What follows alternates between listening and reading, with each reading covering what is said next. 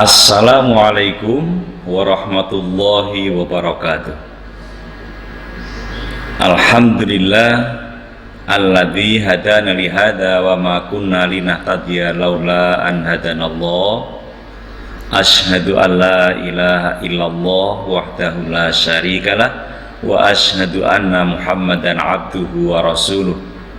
Allahumma shalli wa sallim wa barik ala Muhammadin wa ala alihi wa ashabi wa man tabi'ahum bi ihsanin ila yaumiddin wa ba'd. Kaum muslimin rahimakumullah, para pemirsa dan hadirin di dalam kajian ini, setelah saya memanjatkan syukur kehadirat Allah, kemudian bersalawat kepada Rasulullah, selanjutnya saya akan menyampaikan hal-hal yang berkait dengan hari-hari awal bulan Dzulhijjah. Ini kan sudah bulan Dzulqa'dah ya, bulan Dzulqa'dah. Tidak berapa lama lagi kita akan memasuki bulan Dzulhijjah. Kalau orang Jawa, khususnya orang Solo, Jogja, nyebut sasi besar gitu.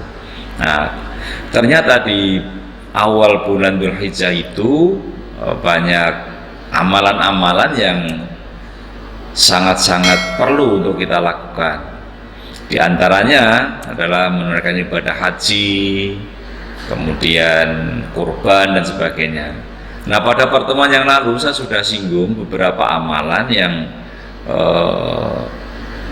perlu untuk kita lakukan. Satu di antaranya berdasarkan hadis Rasulullah Shallallahu Alaihi Wasallam yang sifatnya umum ini. Jadi memperbanyak amal soleh, yang sifatnya umum.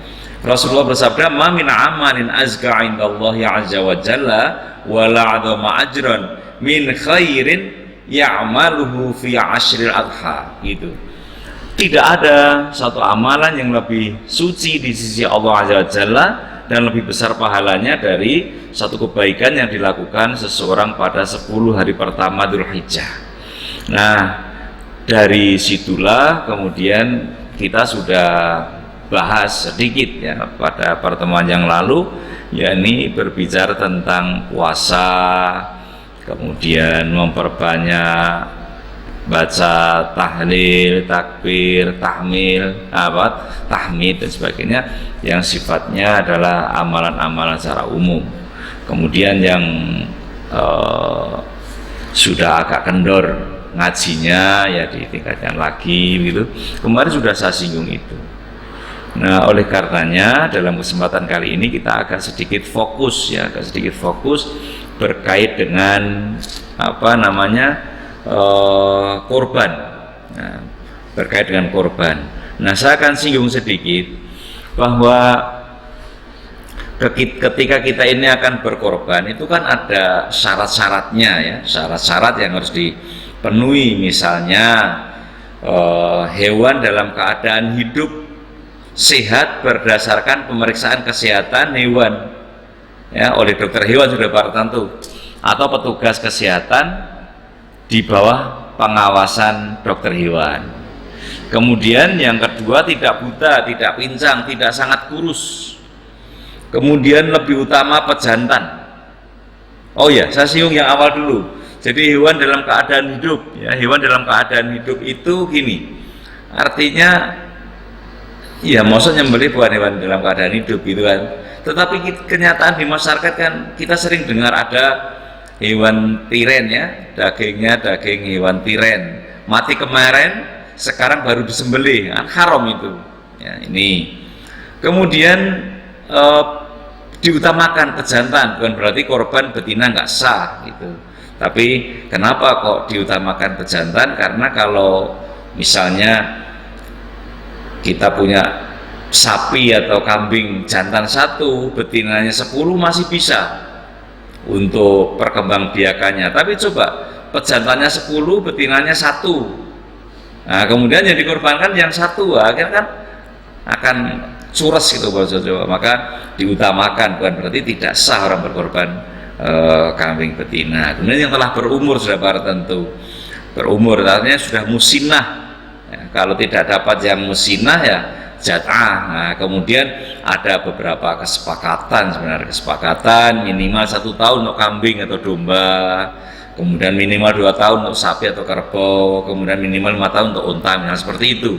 Nah, ini syarat binatang yang disembelih. Ini sekilas ya, sekilas seperti itu. Mungkin ada yang mau ditanyakan? Monggo. Bagaimanakah tuntunan yang disyariatkan dalam menyembelih hewan kurban? Oke. Jadi ini ada satu kisah dulu ya, kisah Nabi Shallallahu Alaihi Wasallam itu pernah ketika mau berkorban itu minta kepada Ibu Aisyah, dawuh kepada Ibu Aisyah supaya diambilkan domba jantan yang bertanduk, kemudian kuku dan perutnya hitam dan sekeliling matanya hitam. Artinya beliau pesan supaya diambilkan yang terbaik gitulah, yang terbaik gitu. Lalu domba tadi atau kibas tadi dibawa di hadapan Nabi. Oleh Nabi tidak langsung disembelih ternyata, ya, tidak langsung disembelih. Tetapi apa? Nabi minta kepada Ibu Aisyah supaya disiapkan pisau yang tajam. Masya Allah. Akhirnya Ibu Aisyah itu mengasah pisau. Jadi setelah Ibu Aisyah mengasah pisau, kemudian diserahkan kepada Rasulullah. Nah, di sini ada pelajaran yang sangat berharga sebenarnya. Jadi kalau menyembelih hewan korban, nanti ada persyaratan pisaunya juga harus tajam. Secara psikologis tidak boleh yang namanya hewan yang akan disembelih tidak segera disembelih tiba-tiba pisau misalnya. Itu diajarkan oleh Islam. Nah, kemudian setelah selesai mengasahnya sudah tajam gitu, Rasulullah menyembelih. Nah, saat menyembelih beliau mengucapkan bismillah, kemudian bertakbir, kemudian beliau mohon kepada Allah supaya diterima korbannya itu. Nah, gimana? Dalam hadis Muslim itu disebutkan ketika Rasulullah menyembelih domba tadi dengan bacaan ya bismillah Allahu Akbar ya, bismillahi wallahu akbar, Allahumma taqabbal min Muhammadin wa ali Muhammadin. Bahkan di dalam hadis itu disebutkan bismillahi wallahu akbar, Allahumma taqabbal min Muhammadin wa ali Muhammadin wa ummati Muhammadin. Nah, ini berarti berdasarkan hadis ini Islam memberikan tuntunan bahwa satu hewan kurban kambing tadi itu bisa untuk dirinya dan anggota keluarganya.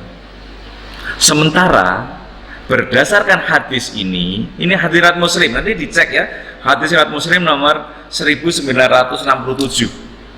Nah, jadi Nabi itu berdoa dengan kalimat bismillah Allahu Akbar, Allahumma taqabbal min Muhammadin wa ali Muhammadin wa min ummati Muhammadin. Nah, ini bisa kita petik pelajaran. Pertama, disunahkan membaca doa. Jadi kalau mau nyembelih itu doa apa? Ya, doanya tadi Allahumma taqabbal min tadi. Allahumma taqabbal min. Nah, maka kemudian bisa disebutkan kalau tadi Nabi menyembelih untuk dirinya sendiri kan disebut Allahumma taqabbal min Muhammadin wa ali Muhammadin wa ummati Muhammadin gitu. Nah, sebenarnya masih bisa berdasar kepada ayat Allah itu kan di dalam surah Al-Baqarah 127 kan menyatakan Rabbana taqabbal minna innaka antas samiul alim gitu. Saya kira begitu Mas Dika. Mungkin perlu saya tambah sedikit ya, yakni ada bacaan doa yang bisa dibaca, ini bisa dibaca oleh para penyembelih korban. Bismillahi wallahu akbar, Allahumma minka wa ilaika fataqabbal min. Allahumma minka ya, Allahumma minka wa ilaika. Jadi ya Allah, hewan kurban ini adalah darimu, jadi semua kita kan milik Allah gitu. Kemudian aku kurbankan hanya untuk engkau, hanya untuk engkau. Maka kemudian mohon fatakobal min. Fatakobal min ya kalau Dina sendiri ya min tadi min Muhammadin, kalau Mas Dika ya min Dika gitu. Saya kira begitu ya. Oke. Ini mungkin kita cukupkan ya, sudah cukup jelas gitu. Mudah-mudahan ada hikmahnya. Kalau ada hal-hal kurang berkenan mohon dimaafkan. Assalamualaikum warahmatullahi wabarakatuh.